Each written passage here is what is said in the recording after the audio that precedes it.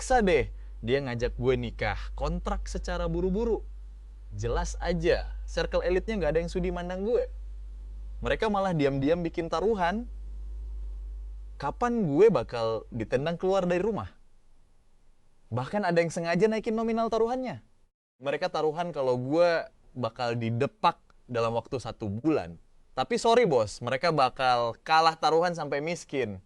Soalnya pas hari pernikahan gue sama si CEOs beraset puluhan miliar yuan ini, saldo rekening gue cuman sisa 350,2 yuan aja. Tepat di depan kantor urusan pernikahan, dia langsung sodorin berkas kontrak dan sebuah pulpen yang rasanya sedingin es.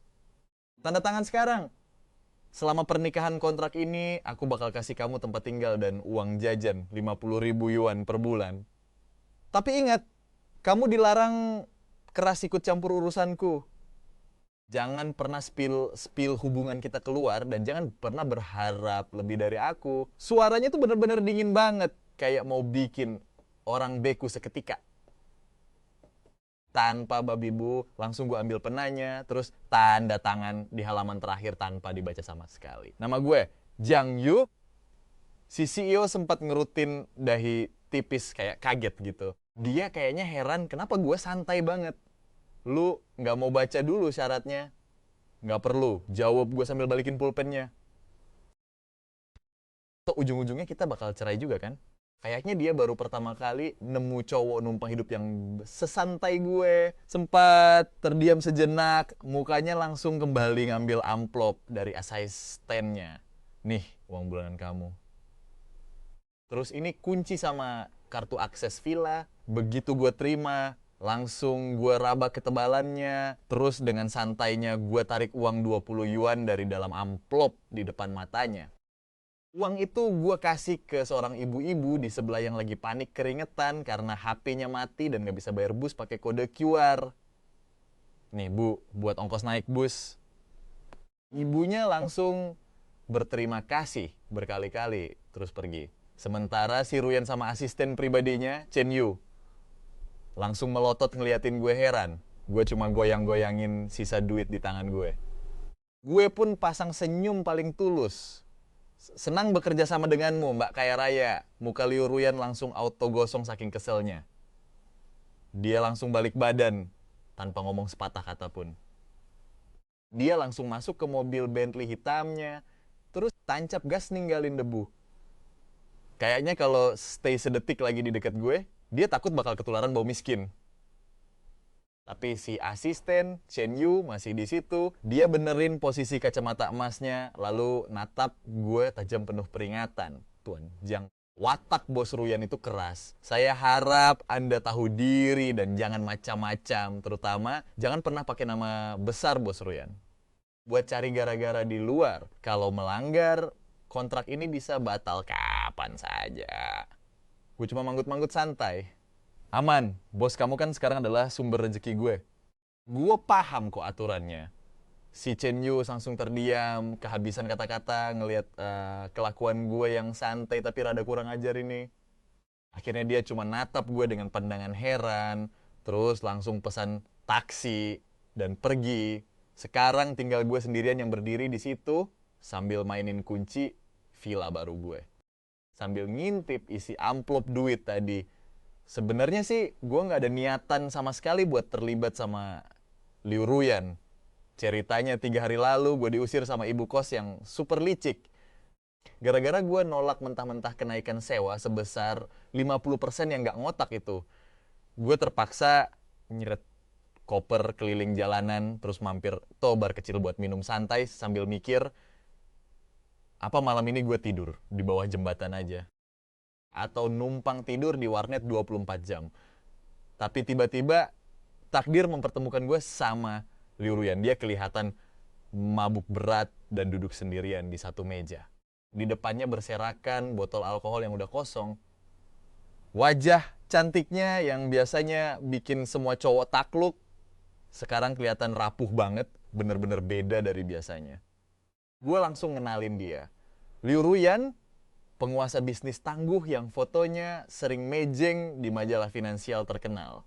Waktu itu ada pelayan yang mau beresin mejanya. tapi langsung diusir dengan bentakan dinginnya. Karena kasihan ngeliat cewek mabuk sendirian malam-malam, gue pun berbaik hati buat nyamperin dan nanya, "Halo cantik, butuh bantuan nggak?" Mau gue pesenin taksi, dia langsung ngangkat kepalanya, natap gue pakai mata indahnya yang berkaca-caca, terus tiba-tiba megang erat pergelangan tangan gue. Tangannya dingin banget, tapi tenaganya kenceng bener. Kamu mirip banget sama dia. Gumamnya pelan dengan dahi berkerut. Abis ngomong gitu, dia langsung pingsan total. Nah loh, gue kudu, gimana coba? Nggak mungkin kan gue tinggalin cewek secantik ini dalam kondisi mabuk berat di bar. Akhirnya gue coba periksa tasnya buat cari kontak keluarganya. Tapi zong, gue cuma nemuin kartu identitas sama gantungan kunci mobil doang. Terpaksalah gue pakai sisa uang tunai beberapa ratus yuan di tasnya buat sewa kamar hotel terdekat biar dia bisa istirahat dengan aman. Dan besok paginya plot twist pun dimulai. Pas gue bangun tidur di kasur empuk hotel, di samping gue udah ada Liu Ruyan yang natap gue penuh amarah dan shock berat. Skenario setelah itu bener-bener klasik banget.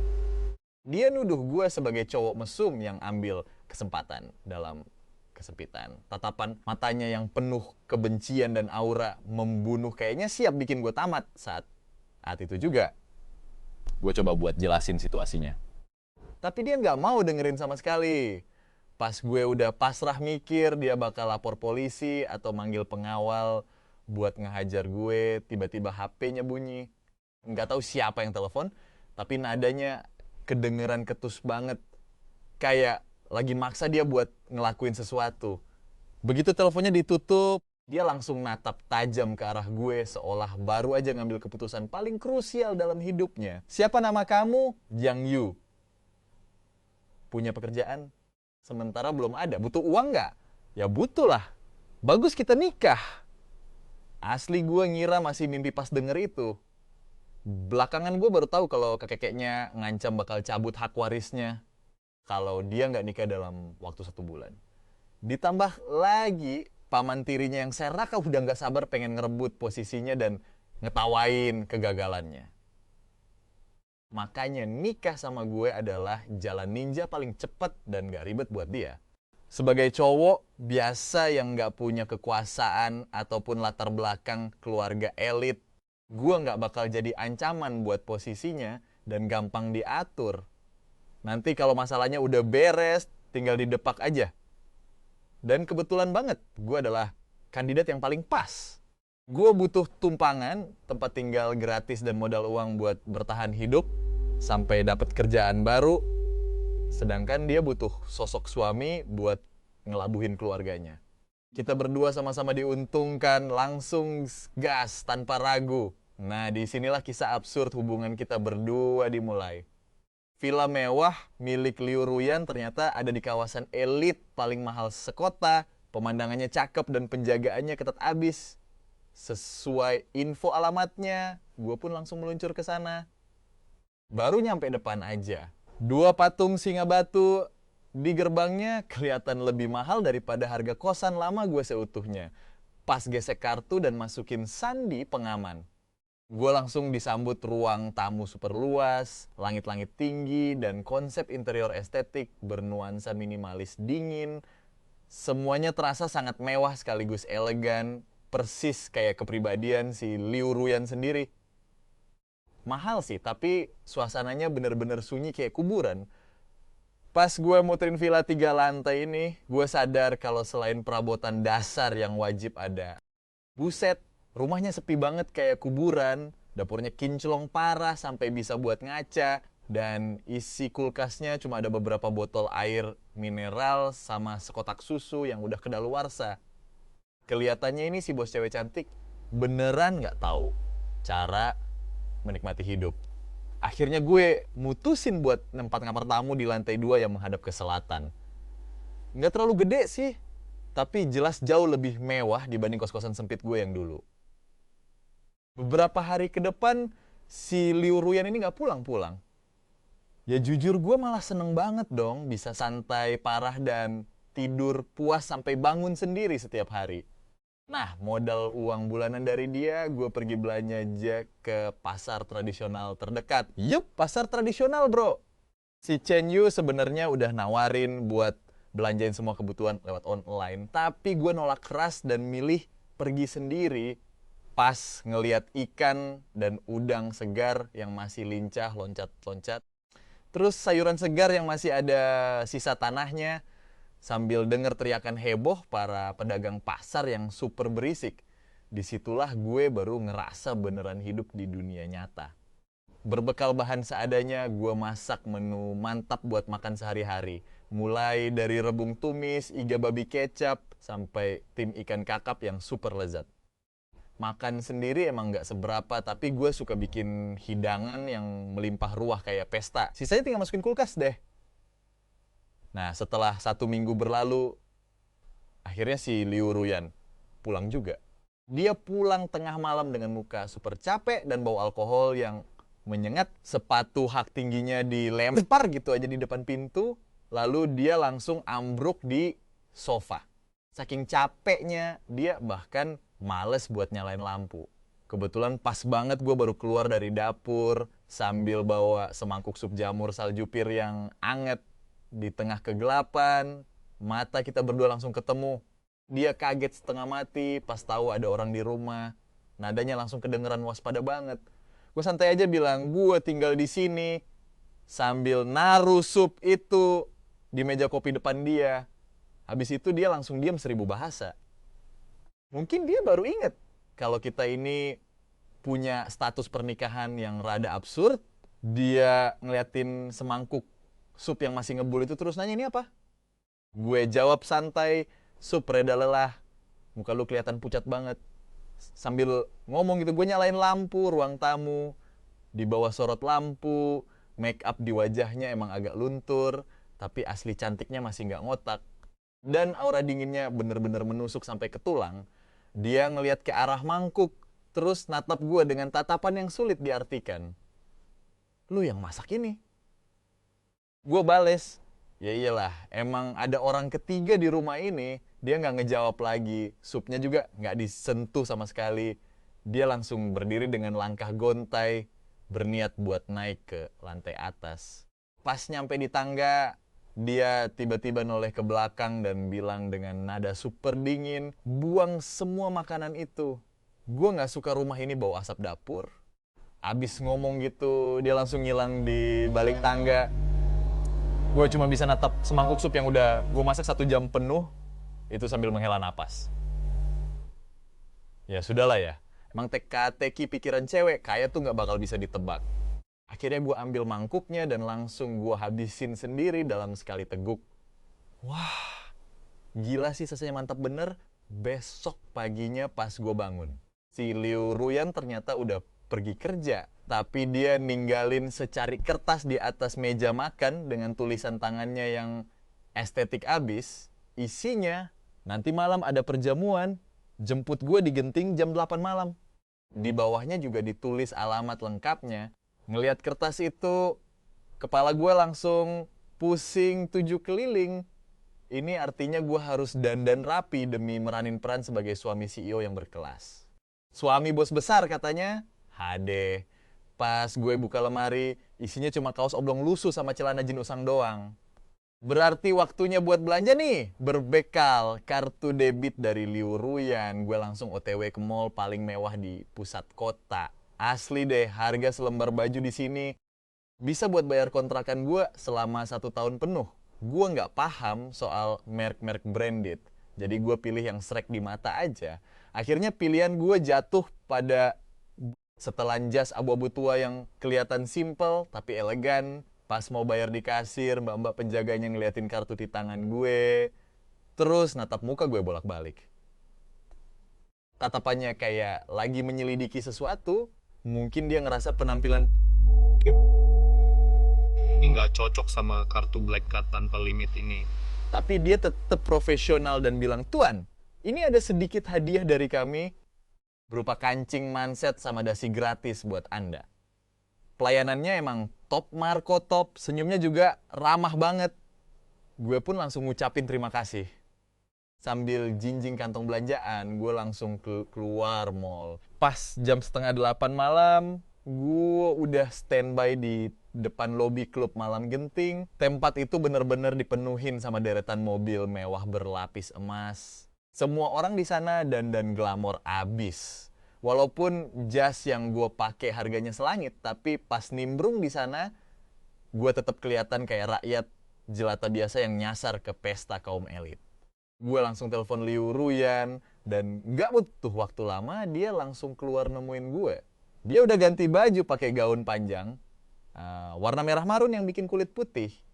Mulusnya makin bersinar parah. Auranya bener-bener gila, langsung mendominasi seluruh ruangan begitu dia muncul. Dia jalan santai ke arah gue, terus merhatiin penampilan gue dari ujung rambut sampai ujung kaki. Boleh juga, cuma 2 kata itu yang keluar dari mulutnya sebagai pujian singkat. Tiba-tiba dia langsung gandeng lengan gue dengan santai. Kulit tangannya terasa dingin banget, tapi badannya malah kerasa agak kaku. Gue bisa ngerasain kalau dia tuh sebenarnya risih dan gak biasa kontak fisik sedikit ini sama orang lain. Dia pun bisik-bisik ke telinga gue, inget ya, jangan banyak omong, tebar senyum aja. Dan terus nempel di deket gue. Nadanya bener-bener kayak bos lagi ngasih tugas ke bawahannya. Gue cuma manggut-manggut santai sambil bilang, "Siap bos!" Kita berdua pun masuk ke dalam aula pesta. Begitu kaki kita melangkah, masuk, ratusan pasang mata langsung tertuju ke arah kita kayak lampu sorot panggung. Ada yang penasaran, ada yang shock, bahkan ada yang natap remeh sambil senyum jahat. Di sudut ruangan, gue bisa denger gosip miring dari gerombolan cewek-cewek sosialita tajir. Itu tuh cowok yang katanya jadi suaminya Liu Ruyan.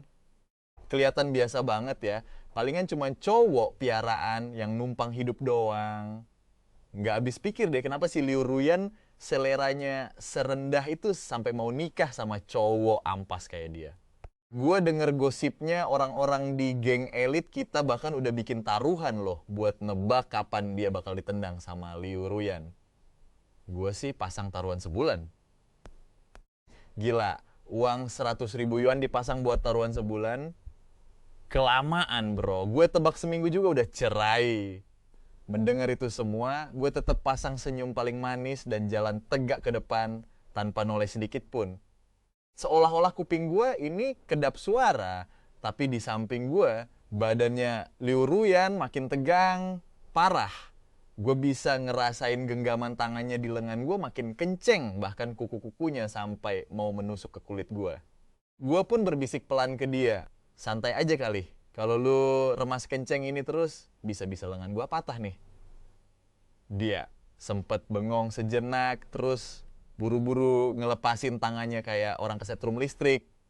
Dia langsung narik napas dalam-dalam buat nenangin diri. Balik lagi ke mode Ratu Es yang super dingin, lalu ngambil segelas sampahnya buat mulai menyapa tamu-tamu penting lainnya. Sementara gue cuma jadi pajangan bisu di samping dia, yang kerjaannya cuma senyum-senyum doang. Gak lama kemudian, sang pemilik acara pesta pun muncul. Dia adalah seorang kakek tua berambut putih yang masih kelihatan bugar banget. Namanya kakek Lin, salah satu legenda bisnis yang dihormatin banget di kalangan atas. Liu Ruyan pun nuntun gue buat nyamperin beliau. "Kakek Lin," ucap Liu Ruyan dengan nada suara yang tumben banget kedengeran, sangat sopan dan akrab. Kakek Lin langsung tersenyum ramah ke arahnya. Lalu tatapannya beralih tertuju ke arah gue. "Ruyan, nak tampan ini siapa ya?" tanya beliau. "Dia namanya Jiang Yu, suami saya, Kek," jawab Liu Ruyan sambil memperkenalkan gue. Pas nyebut kata suami, si Liu Ruyan ini kelihatan sempat ragu sejenak. Sorot mata kakek Lin juga sempat memancarkan rasa kaget, tapi sedetik kemudian langsung berubah jadi senyuman hangat. Wah, bagus sekali. Anak muda zaman sekarang emang penampilannya seger dan gagah ya.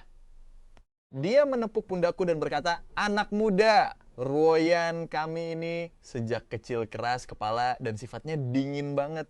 Kedepannya kamu harus banyak-banyak bersabar ya. Tolong jaga dia baik-baik." Aku pun mengangguk. "Tentu saja, Kek. Tapi tiba-tiba ada suara menyebalkan yang memotong pembicaraan. Wah, bukannya ini keponakan kesayanganku? Kapan nikahnya kok paman nggak dikasih tahu? Seorang pria umur sekitar 50 tahunan. Poh, yang badannya gemuk dan berlemak jalan mendekat. Di sampingnya ada cewek muda yang dandanannya menor banget.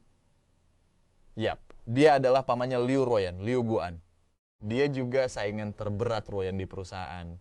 Begitu Liu Ruoyan melihatnya, tatapan matanya langsung berubah dingin.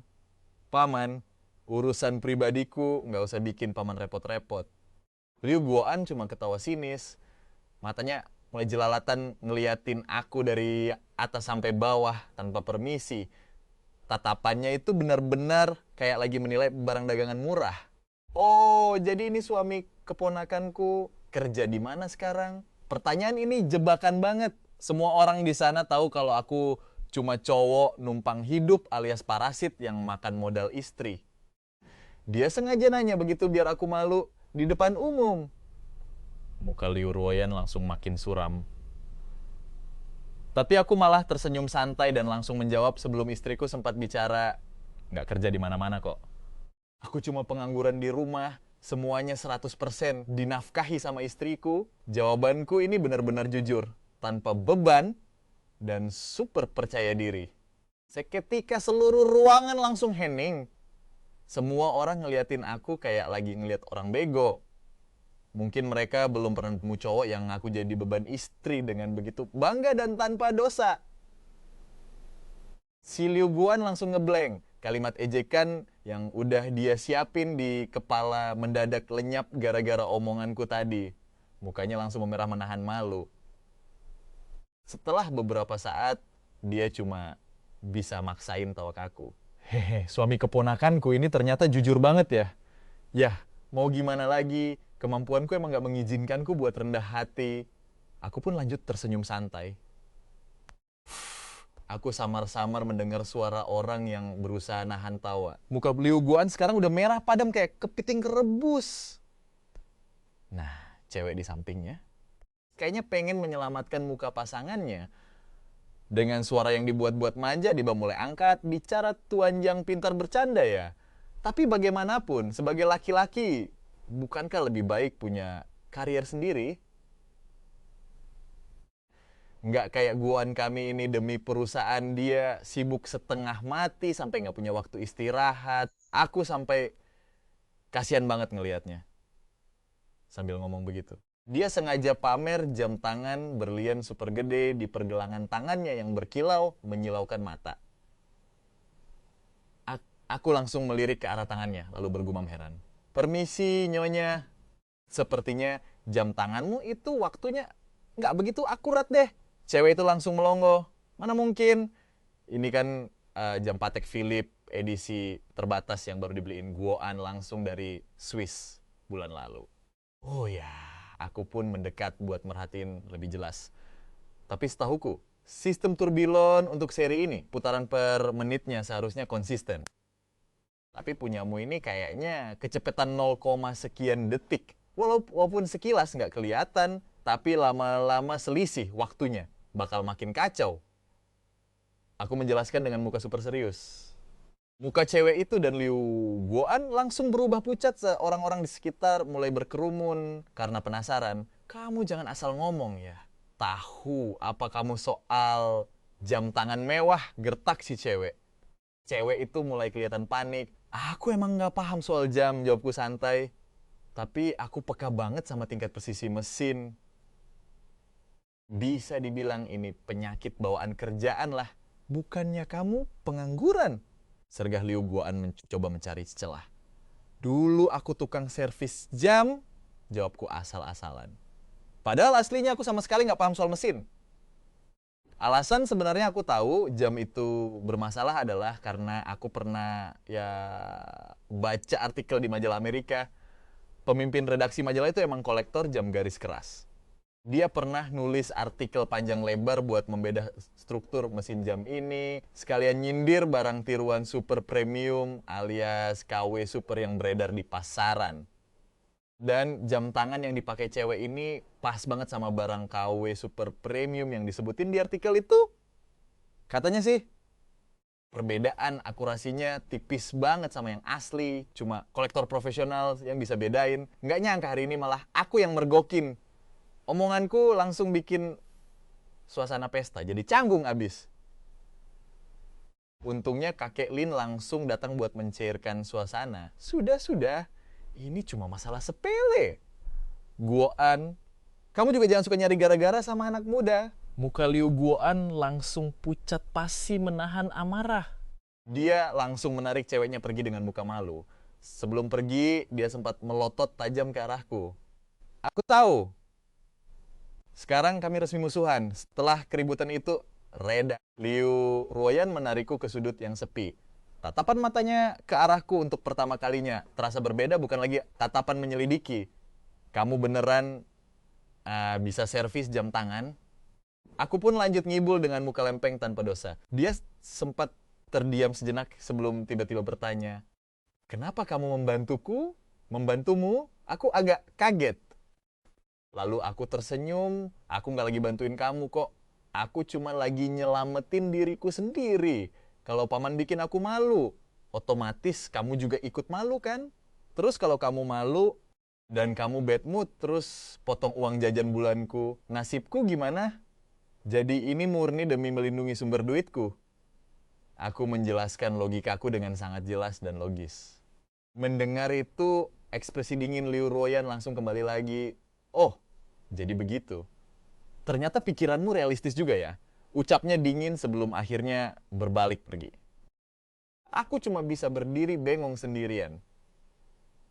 Sambil mengusap hidung melihat punggungnya yang menjauh, entah kenapa aku ngerasa dia kayak lagi rada ngambek. Acara puncak malam itu pun dimulai, yaitu lelang amal. Barang-barang yang dilelang adalah koleksi pribadi para konglomerat dan semua hasil penjualannya bakal disumbangkan untuk pendidikan anak-anak di daerah pelosok.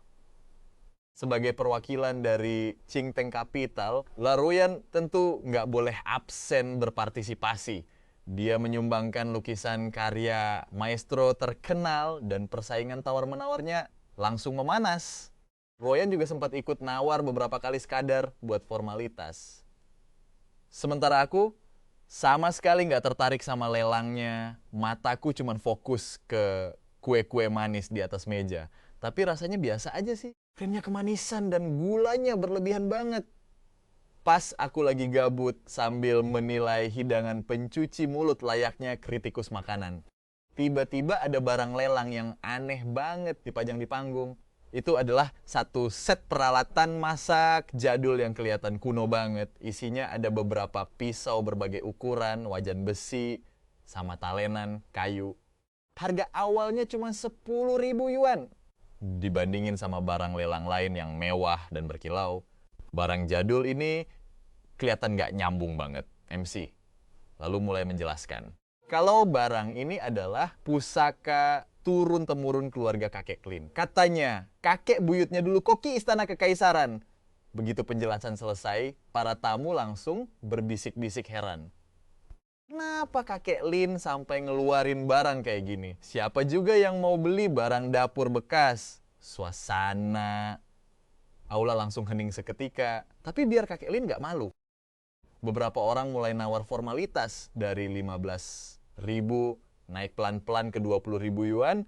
Tepat di saat itu, Liu Ruoyan yang ada di sebelahku tiba-tiba menyenggol lenganku, tawar dan beli peralatan masak itu sekarang. Bisiknya lirih. Aku langsung melongo heran. Kita harus menghormati kakek Lin. Tapi kalau perusahaan kita yang beli barang dapur kuno kayak gitu, citra kita bisa jelek di luar. Jadi, kamu yang maju pakai nama pribadimu. Pas banget sama peran lo sebagai bapak rumah tangga. Dia analisis sok tahu banget. Tapi gila sih, gue cuma dijadiin alat doang. Akhirnya gue angkat papan lelang 100.000. Begitu gue buka suara, semua mata langsung tertuju ke gue. Dari arah Liu Guoan kedengeran suara tawa ngejek yang gak ditutup-tutupi sama sekali. Emang dasar sampah nggak guna, seleranya ampas banget. Gue nggak peduliin dia. tiba-tiba ada bapak-bapak gendut nan. Serakah yang ikutan angkat papan lelang. 110.000. Ternyata dia kacungnya Liu Guoan. Kayaknya mereka sengaja banget mau nyari gara-gara sama gue. 200.000. Gue angkat papan lagi. 210.000. 500.000. Males banget. Gue mesti adu receh sama mereka. Seketika seisi ruangan langsung heboh. Ngeluarin 500.000 cuma buat beli rongsokan. Semua orang mikir gue udah gila. Alis Liu Ruyan langsung berkerut. Dia bisik-bisik di telinga gue. Jiang Yu, jangan macem-macem. Gue tahu ini cuma formalitas. Tapi paman lo itu sengaja banget mau mancing emosi lo. Kalau lo mundur sekarang, lo yang bakal malu. Liu Ruyan langsung bungkam. Kubu Liu Guoan jelas gak nyangka gue bakal masang harga setinggi itu. Setelah ragu-ragu sejenak, dia akhirnya angkat papan lagi, 510.000. Dia teriak sambil gertakin gigi. 1 juta, teriak gue dengan santai tanpa beban. Kali ini Liu Ruyan sampai kaget setengah mati. Dia langsung megang tangan gue erat-erat dan berbisik lirih. Jiang Yu, lo udah gila ya? Ini cuma peralatan dapur. Percaya sama gue, kata gue sambil ngasih tatapan yang nenangin dia. Di sisi lain, mukanya Liu Guoan udah merah padam menahan amarah. Uang 1 juta sebenarnya bukan masalah besar buat dia. Tapi kalau sampai buang-buang 1 juta cuma buat barang kayak gini, dia bakal jadi bahan ketawaan satu circle. Dia melototin gue dengan tatapan sadis. Tapi akhirnya terpaksa nurunin papan lelangnya. 1 juta, 1 kali 1 juta, 2 kali 1 juta, 3 kali tok.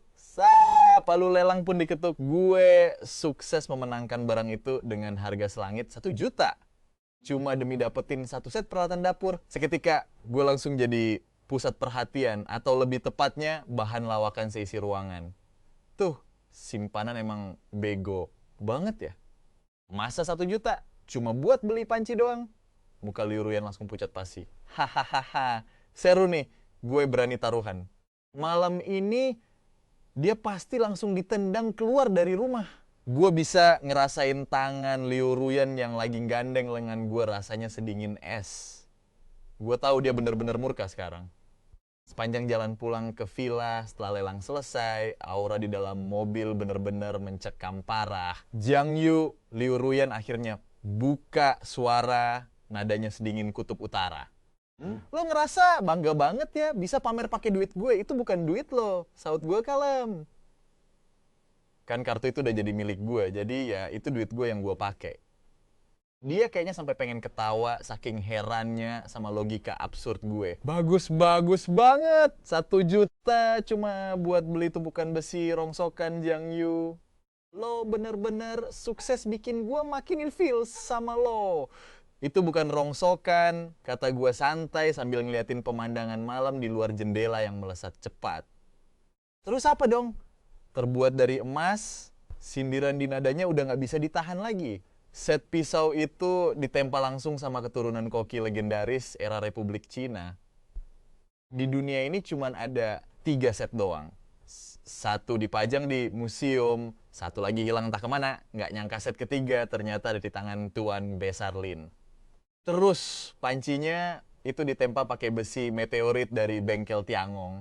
Desainnya menyatu tanpa sambungan, bisa ngehantarin panas super cepat dan merata. Teknik pembuatannya sekarang udah punah. 1 lagi, talenannya itu dari inti kayu pohon nanmu emas, direndam minyak khusus selama 49 hari, terus diangin-anginkan selama 81 hari. Pas dipakai motong, gak bakal ngerusak pisau, bahkan ada aroma khasnya sendiri. Gue ngejelasin semuanya dengan sangat detail. Semua pengetahuan ini, semuanya berasal dari kitab kuno peninggalan guru gue. Beliau itu kakek-kakek yang perfeksionis banget soal makanan dan cara masaknya. Selain ngajarin gue teknik masak tingkat dewa, dia juga ngajarin ilmu-ilmu langka yang bagi orang awam kelihatan gak berguna. Setelah denger penjelasan gue, Liu Ruyan langsung terdiam. Suasana di dalam mobil mendadak jadi agak canggung. Kok lo bisa tahu semua itu? Tanya dia heran. Kan udah gue bilang ini cuma penyakit bawaan profesi. Jawab gue pakai alasan yang sama. Dia nggak nanya-nanya lagi. Cuma bisa buang muka ke arah jendela, nggak tahu lagi mikirin apa. Pas sampai di villa, dia langsung naik ke atas tanpa ngomong sepatah kata pun. Gue langsung ngeluarin set peralatan dapur seharga selangit itu, ngebersihin, ngelap, dan ngerawatnya dengan sangat teliti. Begitu ngelihat kilaunya yang elegan di bawah sorotan lampu, dan kembali memancarkan pesona klasiknya. Rasanya puas banget. Uang 1 juta ini bener-bener worth it keesokan harinya. Pas gue lagi asyik eksperimen resep, baru pakai peralatan tempur baru gue ini, asisten Chen Yu tiba-tiba datang. Dia bawa kabar yang benar-benar nggak terduga di acara semalam. Ada koki bintang 3 Michelin asal Prancis yang berani nawar 5 juta buat ngebeli set peralatan dapur itu di tempat. Tapi langsung gue tolak mentah-mentah. Gak nyerah gitu aja. Dia lewat perantara ngehubungin Liu Ruyan dan naikin penawarannya jadi 10 juta. Tapi Liu Ruyan nyerahin semua keputusan ke gue. Kabar ini langsung gempar di kalangan elit. Jiang Yu, si cowok bego yang kemarin dihina habis-habisan, dalam semalam berubah jadi master misterius yang jeli banget nyari harta karun. Cewek-cewek sosialita yang kemarin sempat taruhan soal kapan gue bakal diusir, sekarang mandang gue dengan tatapan yang beda banget. Gila, ternyata dia paham barang antik. 1 juta bisa dapat barang senilai 10 juta. Sumpah, matanya jeli banget. Jangan-jangan dia bukan simpanan biasa, tapi master hebat yang lagi nyamar. Opini publik langsung berbalik 180 derajat. Padahal dalangnya, yaitu gue sendiri lagi pakai celemek sambil adu tatap sama ikan di dapur. Pas Liu Ruyan pulang kerja, pas banget gue lagi nyajiin hidangan terakhir ke atas meja. 4 lauk dan 1 sup, komplit dengan 2 menu daging dan 2 sayur. Baunya harum semerbak banget. Dia bengong lihat meja makan yang penuh hidangan lezat. Lo yang masak? Ya, terus siapa lagi? Gue lepas celemek sambil ngambilin dia senampan nasi hangat. Sempat ragu sejenak, tapi akhirnya dia duduk juga. Dia ngambil sumpit, terus nyicipin daging asam manisnya. Tapi tiba-tiba gerakannya langsung terhenti. Di balik matanya yang biasanya sedingin es tanpa ekspresi, untuk pertama kalinya terpancar rasa syok yang luar biasa. Gak enak ya, tanya gue. Dia gak ngejawab, malah langsung nyendok sayuran hijau, terus lanjut minum supnya. Selama makan, dia bener-bener diam tanpa kata. Tapi tahu-tahu semangkok nasi di depannya udah ludes bersih. Ini pertama kalinya dia mau makan di rumah sejak gue tinggal di sini. Beres makan, dia duduk di sofa sambil ngeliatin gue yang lagi nyuci piring di dapur dengan tatapan penuh tanda tanya. Koki Prancis itu masih terus ngehubungin gue. Oh ya, sahut gue santai sambil lanjut nyikat panci.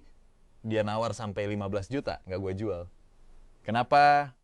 Soalnya udah enak dipakai, jawab gue enteng tanpa beban. Liu Ruyan langsung terdiam 1000 bahasa. Butuh waktu lama sampai akhirnya dia buka suara lagi dengan nada yang agak kaku.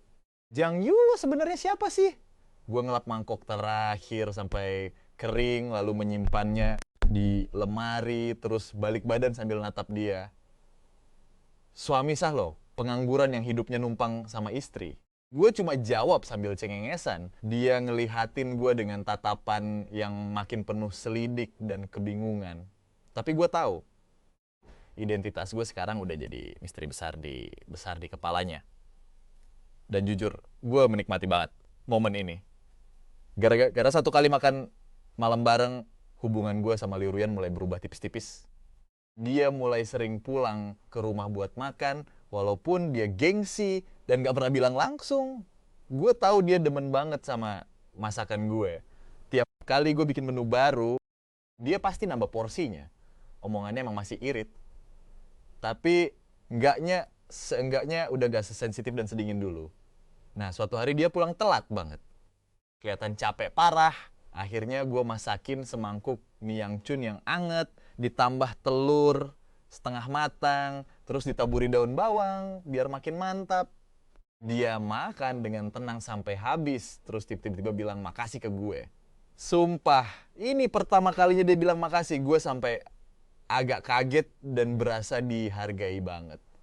Sama-sama, kata gue. Tapi biaya-biayanya dipotong dari uang bulanan ya. Mukanya yang baru aja melembut, langsung berubah jadi sedingin es lagi. Kadang gue mikir, gue emang punya bakat alami buat bikin orang naik darah tanpa dosa. Pas weekend, tumben banget gue bangun pagi-pagi buta buat ngerawat tanaman hias di halaman.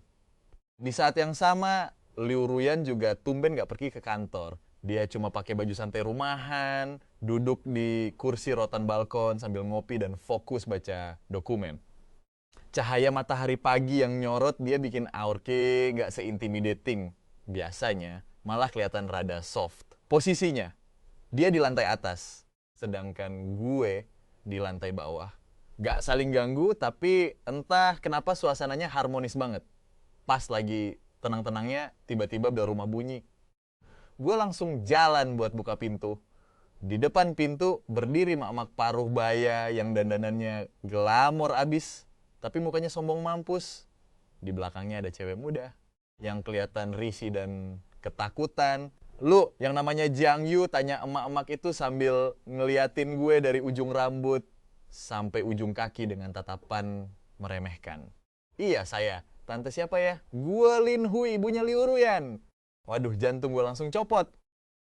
Ibu mertua datang cuy. Dan dari gelagatnya, dia datang bawa masalah. Lin Hui bener-bener gak nganggep gue ada. Dia langsung nyelonong masuk ke ruang tamu dan pas ngelihat Liu Ruyan di balkon lantai atas, dahinya langsung berkerut dalam. Liu Ruyan, lihat kelakuan kamu. Weekend bukannya pulang ke rumah, malah sibuk berduaan sama cowok. Gak jelas kayak gini. Suaranya melengking tajam dan pedes banget. Liu Ruyan langsung naruh dokumennya, terus jalan turun ke bawah. Ibu ngapain kesini? Tanyanya dengan suara yang kembali dingin sedingin es. Kalau ibu gak datang, muka keluarga Liu udah abis kamu permaluin. Lin Hui nunjuk-nunjuk gue dengan emosi. Ini suami yang kamu pilih? Kowok gak berguna yang numpang hidup alias sugar baby. Kamu udah gila ya? Urusan aku gak usah ibu ikut campur. Gak usah ikut campur. Kamu itu anak kandung ibu, ya jelas ibu harus ikut campur. Pokoknya kamu harus cerai sekarang juga sama dia. Terus tunangan sama putra keluarga Zhang. Lin Hui nunjuk cewek di belakangnya. Ini Zhang ya, putri keluarga Zhang. Dia sengaja datang hari ini, cuman mau lihat kayak gimana sih wujud Nyonya Liu yang udah ngerebut posisi tunangannya. Di sini gue baru paham plot twistnya.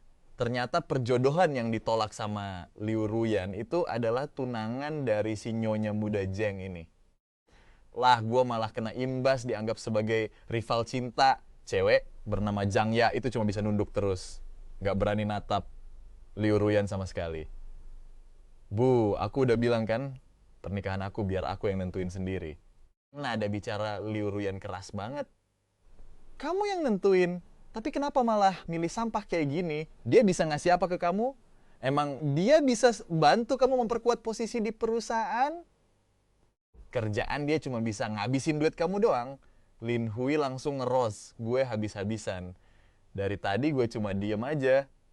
Nontonin drama gratisan ini sampai dia capek sendiri. Pas, dia udah mulai kehabisan napas. Baru deh gue buka suara dengan santai. Tante, udah kelar ngomongnya? Lin Hui langsung cengok, jelas gak nyangka kalau gue berani ngebales omongannya kalau udah kelar. Mau minum air dulu, gak biar tenggorokannya adem. Kebetulan gue baru seduh teh Longjing Premium nih, diseduh 3 kali pakai air suhu 80 derajat, rasanya mantap banget. Gue nunjuk teh yang ada atas meja. Muka Lin Hui langsung merah padam kayak kepiting rebus. Dia pasti ngerasa kalau sikap santai dan super chill gue ini adalah bentuk ejekan terbesar buat dia.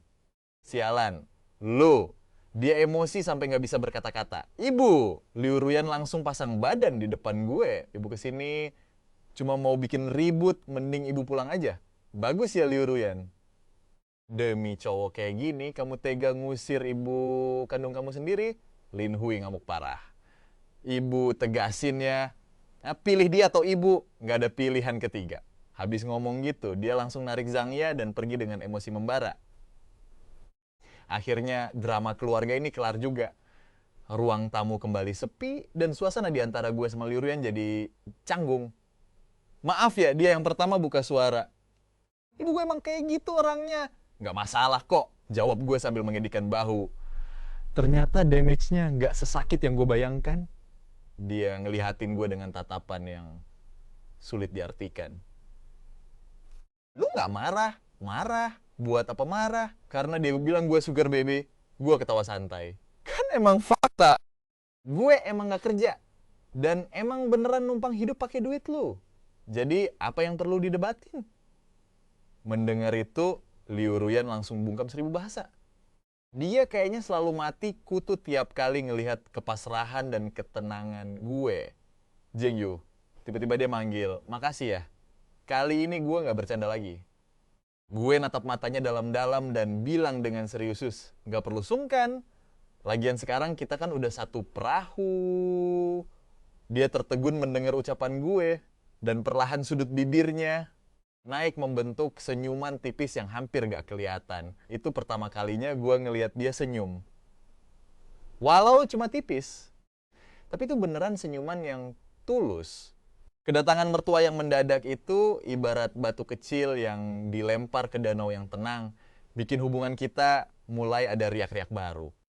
Sejak hari itu, Liu Ruyan pulangnya makin cepet banget. Bahkan kadang dia bawa kerjaan kantor buat diselesain di rumah. Dia duduk manis di sofa ruang tamu sambil ngetik di laptop. Sedangkan gue asyik rebahan di sofa sebelah sambil nonton dokumenter kuliner. Kita berdua nggak saling ngobrol. Tapi ada rasa tenang yang luar biasa di antara kita. Si sekretaris Kuan Yu juga jadi sering mampir. Tapi anehnya, tiap kali dia ngelihat gue, tatapannya penuh rasa kagum sekaligus kasihan. Kagum mungkin karena dia tahu seberapa OP-nya kemampuan tersembunyi gue. Sedangkan kasihan karena dia pikir posisi gue sebagai suami CEO ini benar-benar tersiksa dan menderita banget. Contohnya aja pas dia ngelihat sendiri gue dipunish buat nyuci piring selama seminggu penuh gara-gara nggak sengaja ngacak-ngacak urutan dokumen penting milik Liu Ruyan. Padahal dia nggak tahu aja kalau dokumen itu sengaja gue acak-acak. Soalnya gue nemuin ada kesalahan logika fatal di dalam datanya. Tapi dengan sifat keras kepala Liu Ruyan, kalau gue tunjukin langsung, dia pasti nggak bakal mau terima. Makanya gue pakai cara halus ini buat ngingetin dia. Bener aja, pas dia beresin berkasnya lagi, dia langsung nemu tuh kesalahan. Jadinya kita sukses ngehindarin rugi investasi yang gede banget. Dia emang nggak ngomong apa-apa sih. Tapi malam itu porsi makannya nambah 1 piring penuh. Terus, pas dia lihat Liu Ruyan lagi ngamuk sejadi-jadinya sama partner bisnis di telepon. Pas telepon ditutup, aura di seluruh villa langsung mencekam. Kayak mau membeku. Tapi gue cuma santai aja sambil nyodorin segelas air hangat ke dia. Abis itu gue kecilin suara TV. Dia nggak tahu aja kalau partner bisnis itu sebenarnya jebakan dari Liu Boan. Untungnya gue udah tahu duluan. Dari temen circle kuliner gue, ternyata partner bisnis itu cuma perusahaan fiktif yang sengaja dibikin buat nipu duit investasi. Berkas informasi dari temen gue itu sengaja gue taruh di meja kerja Liu Ruyan biar dikira ketinggalan. Pas dia lihat berkas itu, langsung deh meledak adegan omelan di telepon tadi. Asisten Chen Yu cuma lihat gimana kasarnya Liu Ruyan dan sikap dinginnya ke gue.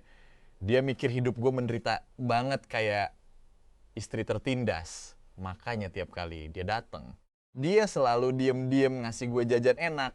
Kayak coklat impor sama cookies edisi terbatas. Dia bilang dengan muka sedih, Tuan Jiang, Anda udah menderita banget.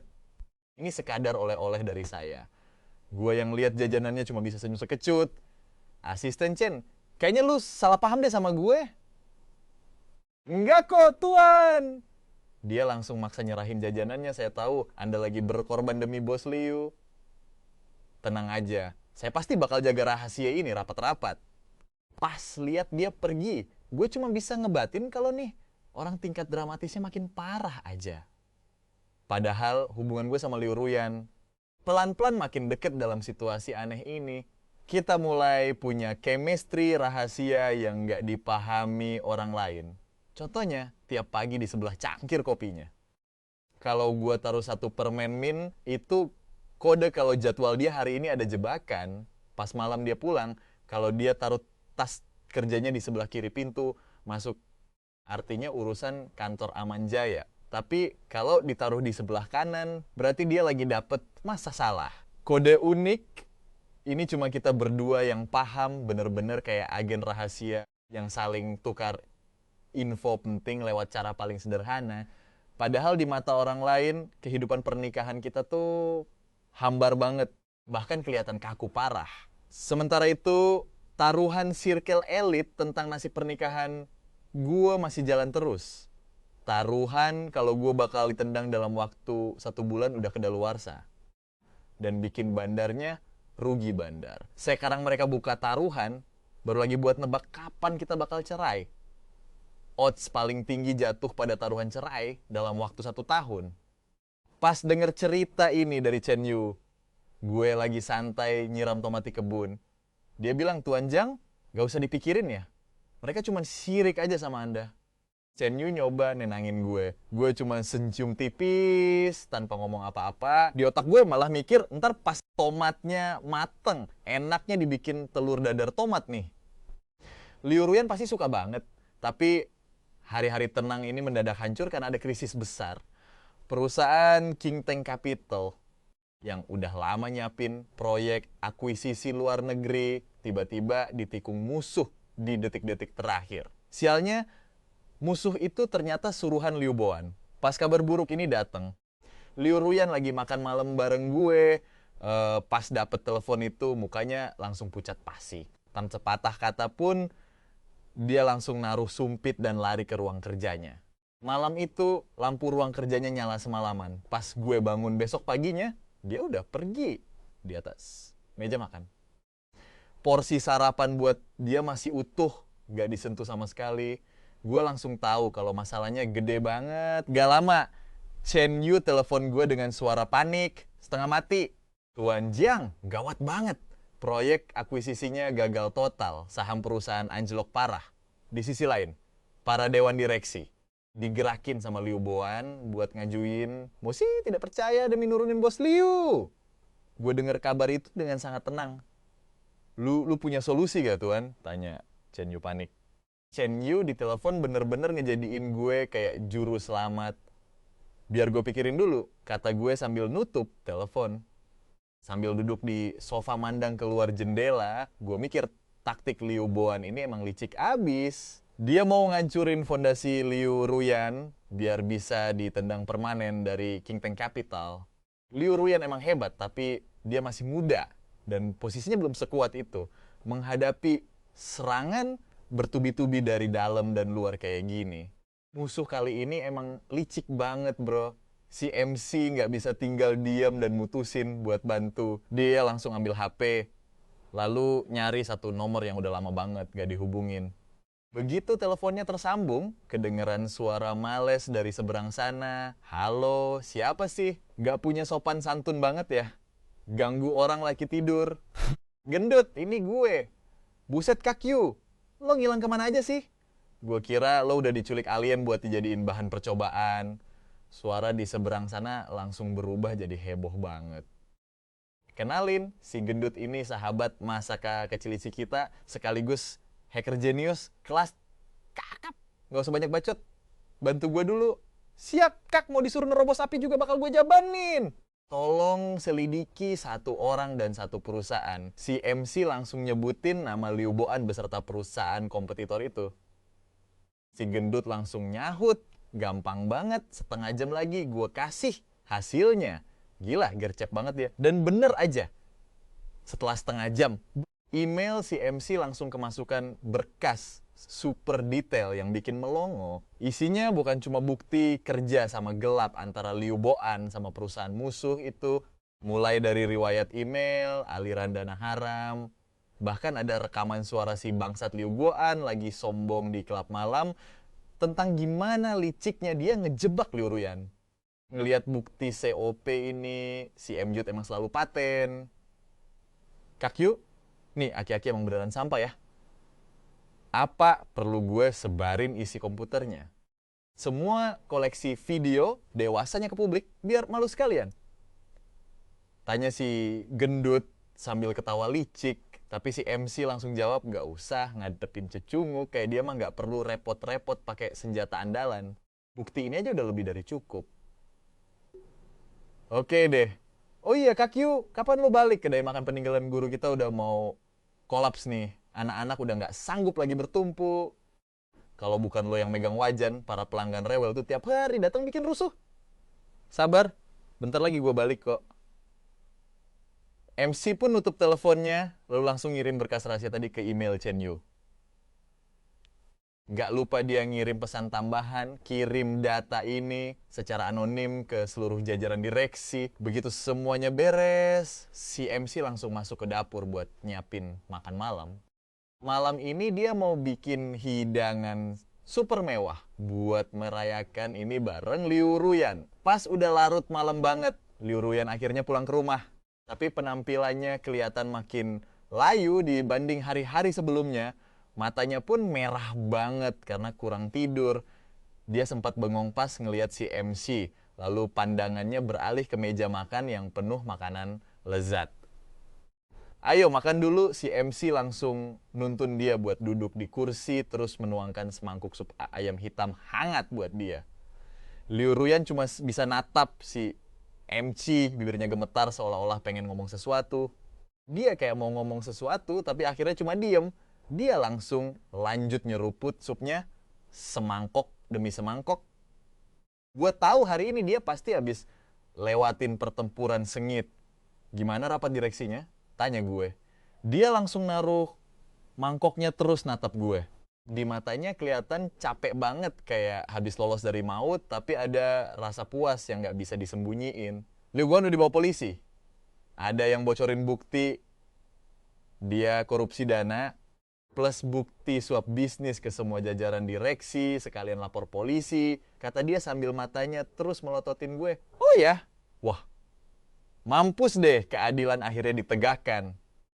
Emang bener ya, hukum karma itu nyata. Sahut gue, sok polos sambil ngambilin potongan iga. Terus gue taruh di mangkoknya, tiba-tiba dia bilang nama gue Jiang Yu. Ini ulah lu kan? Tanya dia langsung. Muka gue langsung pasang tam tanpa dosa. Gue mah cuma tukang masak rumahan biasa bro. Mana ada kekuatan OP kayak gitu. Selain lu, gak ada lagi yang bisa kepikiran. Nada suaranya yakin banget. Lu bukan koki biasa, bukan juga tukang jam biasa. Sebenarnya lu itu siapa sih? Ini udah kesekian kalinya dia nanya hal yang sama. Gue natap dia, sadar kalau kali ini gak bakal bisa ngeles lagi.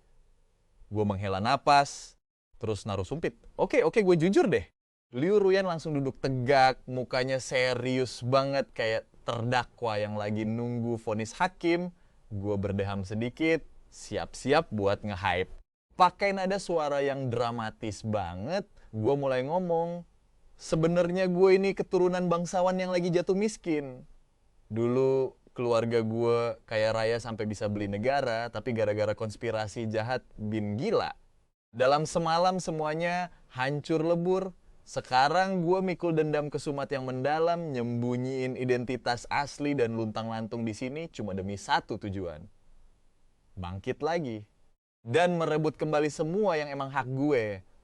Sumpah akting gue barusan totalitas dan penuh emosi banget. Tapi setelah denger itu, Liu Ruyan cuma natap gue datar tanpa ekspresi. Kita berdua diam-diaman sampai ada kali 30 detik.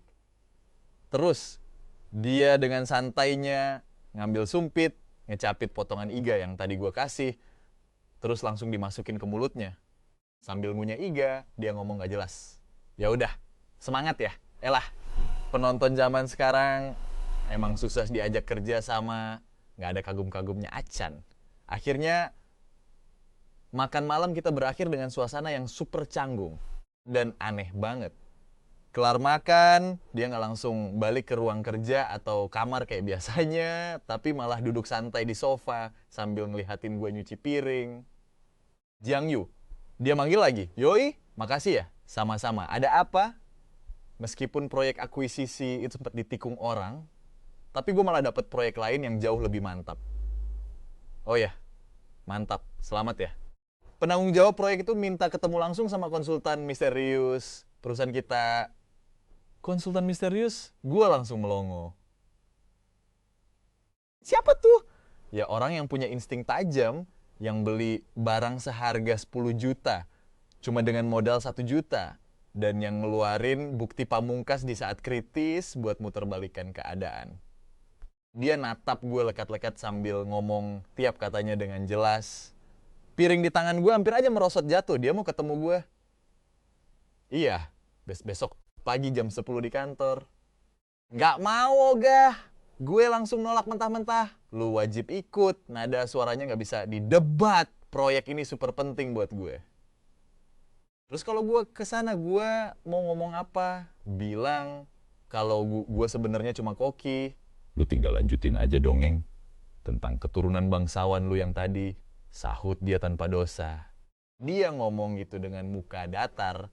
Sial, gue ngerasa udah ngegali kuburan sendiri. Besoknya mau nggak mau gue tetap diseret sama Liu Ruyan ke kantornya. Ini pertama kalinya gue nginjekin kaki di Qingteng Capital.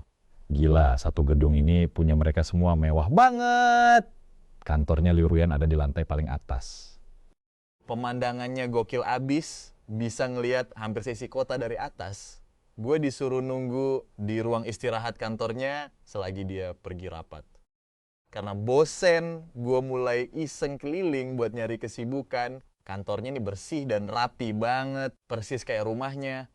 Di rak bukunya berjejer rapi, berbagai buku bisnis dan finansial. Gua asal ambil satu buku, terus gua bolak-balik halamannya, tapi isinya istilah finansial yang bikin puyeng semua. Nah, pas di rak paling bawah, gua nemu sebuah bingkai foto yang ditaruh tengkurap. Karena penasaran, gua ambil terus gua balik. Di foto itu ada seorang cowok yang senyumnya lebar banget, pakai baju balap keren, sambil nyandar di motor gede. Wajah cowok itu bener-bener mirip sekitar 70-80% sama muka gue. Gue langsung matung. Pas banget di saat itu pintu kantor tiba-tiba kebuka. Liu Ruyan masuk. Begitu dia ngelihat bingkai foto itu ada di tangan gue, raut mukanya langsung berubah drastis. Dia langsung jalan cepet nyamperin gue. Dia langsung ngerebut paksa foto itu dari tangan gue. Terus naruh tengkurap lagi di rak buku. Siapa yang ngizinin lu lancang nyentuh barang-barang gue? Suaranya dingin banget, jauh lebih dingin dari biasanya. Keluar, dia nunjuk ke arah pintu. Suaranya agak bergetar. Gue natap dia, dan buat pertama kalinya gue ngeliat ekspresi lain di mukanya. Selain dingin dan capek, ada emosi lain di sana. Kesedihan, sebuah kesedihan yang dalam banget tanpa dasar. Gue milih buat nggak ngajak dia ribut. Gue pun pelan-pelan keluar dari ruangan itu. Pas pintu ketutup, sayup-sayup, gue kayak denger suara tangisan tertahan dari dalam ruangan. Dada gue tiba-tiba kerasa sesek seketika. Siapa sih cowok di foto itu? Kenapa Liu Ruyan sampai nyembunyiin fotonya serapat itu? Dan kenapa mukanya bisa mirip banget sama gue? Pertanyaan demi pertanyaan terus muter-muter di kepala gue. Gue duduk di ruang tunggu luar cukup lama, sampai Chen Yu ngebawain secangkir kopi buat gue. Pak Jiang, tolong jangan dimasukin ke hati ya. Pak Liu, dia nggak bermaksud kayak gitu kok. Kata dia hati-hati banget. Asisten Chen gue manggil dia. Gue natap dia lekat-lekat. Orang yang difoto itu sebenarnya siapa? Muka Chen Yu langsung berubah gelisah, kayak bimbang mau ngomong atau enggak. Pak Jiang, ini masalah pribadi Pak Liu.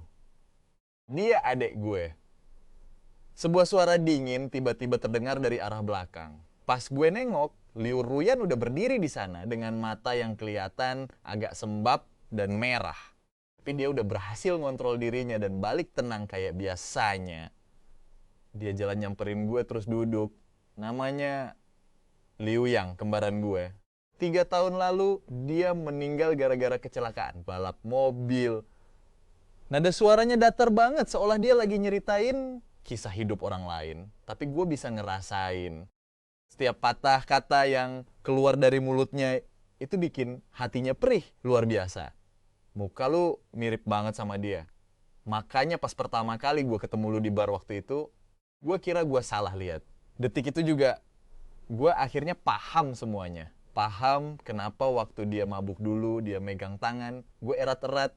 Sambil terus bilang kalau gue mirip sama adeknya. Gue paham kenapa dia milih gue, orang asing yang sama sekali nggak dia kenal, buat jadi suaminya. Ternyata dari awal gue cuma jadi pemain cadangan, cuma sekadar pengganti buat dia ngobatin rasa kangen sama adeknya. Kenyataan ini rasanya kayak disiram seember air es dari ujung kepala sampai kaki, bikin seluruh tubuh gue langsung kaku dan dingin.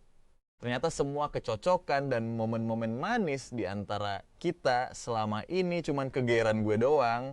Sikap baiknya ke gue. Mungkin karena muka gue mirip sama adiknya. Gue natap dia dengan suara serak. Jadi semua yang lo lakuin ke gue selama ini cuma gara-gara dia. Liu Ruyan cuma diem natap gue tanpa sepatah kata pun. Tapi ya, keheningan dia udah jadi jawaban paling jelas. Nggak lama kemudian, penanggung jawab proyek itu datang. Dia langsung ngalihin pembicaraan, sana siap-siap buat ketemu dia. Begitu berdiri, dia balik lagi jadi ratu es yang dingin dan angkuh, seolah-olah sosok rapuh. Dan sedih yang tadi tuh cuma halusinasi gue doang. Gue cuma bisa terduduk, dada rasanya sesek banget. Ternyata selama ini, gue cuma badut pelampiasan. Penanggung jawab proyeknya ternyata cowok Prancis yang necis banget namanya Pierre. Pas dia ngeliat gue, matanya langsung berbinar-binar dan teriak, "Ya Tuhan, beneran Anda?" Dengan semangat, dia langsung nyamperin gue buat meluk, tapi refleks gue menghindar. Untungnya dia nggak ngerasa canggung dan malah jabat tangan gue dengan heboh. "Suatu kehormatan bisa ketemu Anda, Mr. Nobody." Jeder gue cengok. Liu Ruyan sama Chen Yu juga langsung melongo parah. Mr. Nobody itu kan julukan buat kritikus kuliner, sekaligus koki paling misterius di dunia. Katanya, Masakan dia tuh bisa bikin orang berasa di surga. Dia nggak pernah nunjukin mukanya ke publik, identitasnya bener-bener misteri. kabarnya banyak banget miliarder kelas kakap sama restoran bintang Michelin.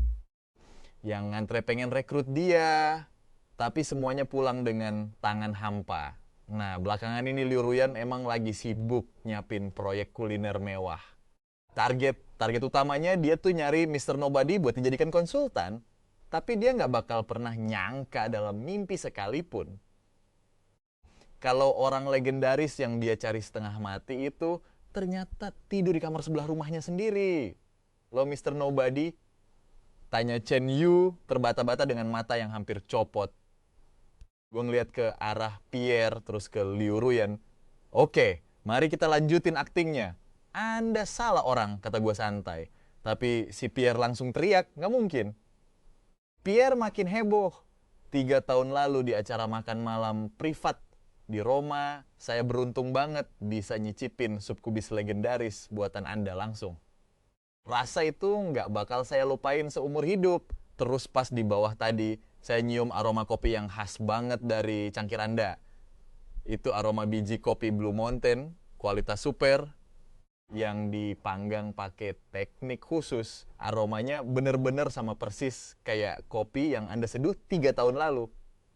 Sial, gue tuh kalau hidung orang Prancis tuh lebih tajam dari anjing pelacak. Ditambah lagi, Per langsung nunjuk ke arah tangan gue. "Tangan Anda ini punya lekukan sendi yang tegas, jari-jari yang panjang tanpa lemak berlebih, dan kuku yang dirawat rapi banget. Ini adalah tipe tangan yang paling sempurna buat megang pisau dapur." Saya nggak mungkin salah lihat, gue ngelihat tangan sendiri dan langsung speechless. Gila ya, dari tangan aja bisa ketahuan. Pandangan Liu Ruyan juga langsung tertuju ke tangan gue. Tatapannya berubah dari tenang, curiga, sampai akhirnya tersadar sepenuhnya. Dia langsung inget sama set peralatan makan motif Aster yang gue beli waktu itu. Ingat sama semua masakan buatan gue yang bikin dia ketagihan setengah mati. Dan ingat semua omong kosong yang pernah gue ucapin soal bahan makanan dan teknik masak. Semua petunjuk langsung terhubung di momen ini. Kebenaran yang selama ini tersembunyi akhirnya terbongkar. Gue natap dia dan dia juga natap gue. Atmosfer di sekitar kita berdua rasanya kayak membeku. Ya udah deh, gue menghela napas, nyerah buat mengelak lagi. Emang bener gue orangnya. Mendengar itu, Chen Yu langsung narik napas dalam-dalam karena shock. Dan hampir pingsan di tempat. Tubuh Liu Ruyan juga sempat terhuyung lemas. Dia natap gue dengan tatapan mata yang bener-bener campur aduk gak karuan. Ada rasa shock, marah, kecewa, dan secercah emosi lain yang gak bisa gue artiin. Dia mungkin ngerasa udah dibohongin mentah-mentah sama gue. Dibohongin dari awal sampai akhir tanpa sisa. Dia pikir dia cuma dapat pasangan yang bisa dia setir sesuka hati, cuma buat dijadiin boneka pengganti adiknya. Tapi plot twistnya yang dia bawa pulang ternyata adalah sosok dewa legendaris yang bahkan dia sendiri gak bakal sanggup buat epic banget. Kalah seru dibanding drama perang bisnis manapun. Sementara itu, Pierre gak peduli sama sekali dengan ketegangan di antara kita berdua. Dengan semangat membara, dia langsung narik gua buat bahas detail kerja sama proyek kuliner itu. Karena terus-terusan dirongrong, gua gak punya pilihan selain nanggapin dia seadanya aja. Tapi sudut mata gua gak lepas dari Liu Ruyan. Dia cuma berdiri mematung di sana, gak bersuara sedikit pun. Mukanya pucat banget. Gue tahu dinding rahasia tipis yang membatasi hubungan kita berdua udah hancur lebur. Dan gue gak tahu kejutan apa lagi yang bakal nunggu kita di depan nanti. Begitu obrolan sama Pierre selesai, Liu Ruyan langsung balik ke ruang kerjanya tanpa ngomong sepatah kata pun, ninggalin gue sendirian di ruang tamu.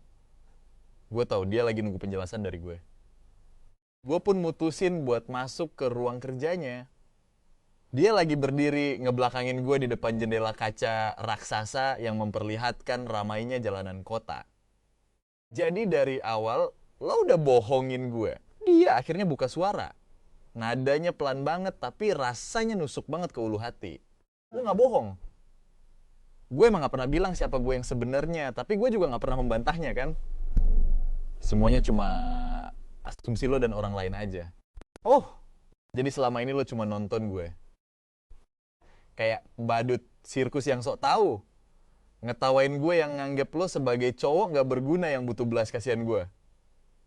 Suara dia mulai kedengaran bergetar. Gak gitu konsepnya. Gue jalan mendekat dan berdiri di sampingnya. Gue cuma pengen hidup tenang aja. Akhirnya gue pun mulai nyeritain kisah hidup gue yang sebenarnya. Gue lahir dari keluarga koki legendaris dan sejak kecil sepaksa buat belajar masak. Gue emang punya bakat luar biasa, tapi gara-gara itu gue harus kehilangan kebebasan gue. Gue muak sama kehidupan yang dipuja-puja banyak orang, tapi bahkan gak bisa nikmatin makanan dengan tenang. Makanya gue kabur dan milih buat nyembunyiin identitas asli gue. Gue cuman pengen jadi orang biasa pada umumnya. Ketemu dia itu nggak disengaja, nikah sama dia juga murni ketidaksengajaan. Tapi tinggal di rumahnya, masakin buat dia, dan ngelihat dia ngelahap semua makanan buatan gue sampai habis, justru jadi momen paling membahagiakan buatan gue belakangan ini. Gue akuin awalnya gue bertahan di sini, cuma biar punya tempat berteduh doang. Gue natap wajahnya dari samping. Tapi lama-lama gue ngerasa masakin buat lo itu seru juga. Cara lo makan tuh kelihatan lahap banget.